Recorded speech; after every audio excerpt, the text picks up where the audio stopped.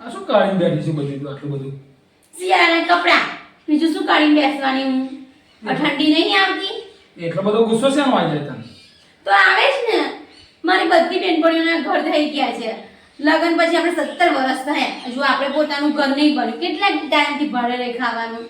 અરે ગાંડી, તારી એટલી સમજણ નહીં પડતી. તારી બેનપણીઓના ઘર બન્યા બરોબર છે, પેલી બેનપણીનું ઘર બન્યું, એનામાં ખામી હતી, બીજીએ સુધારી. બીજીના ઘરમાં થોડી ભૂલ હતી, એની ખામી હતી, ત્રીજીએ સુધારી.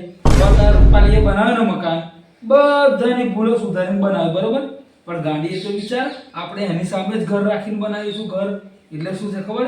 એનામાં જે ભૂલ હોય ને એ આપણામાં સુધરી જાય. પછી છોને આપણને જોઈને બર્યા કરતી. તારા મગજમાં એટલું બેહે છે? હારું, ઈ તો મેં વિચાર્યું જ ના. બોલ તો.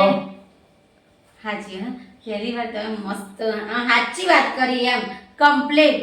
પણ હવે આપણે બનાવી દઈશું ઘર. બનાવી દઈશું. પેલા મને ફર્સ્ટ ક્લાસ મીઠી કડક ચા પીવડાવી દે. ચાલ આપણે રૂપાલીની સામે જ બનાવવાનું. એક્ઝેક્ટ એની સામે. છોન રોજ હવાર જોઈને તને બરતી. ઈ તો મસ્ત કર્યું. જા જા ચા બનાવી દે. મસ્ત કડક મજાની ચા બનાવી દે. ફટાફટ ચાલ હેણ. હા, બનાવી લો.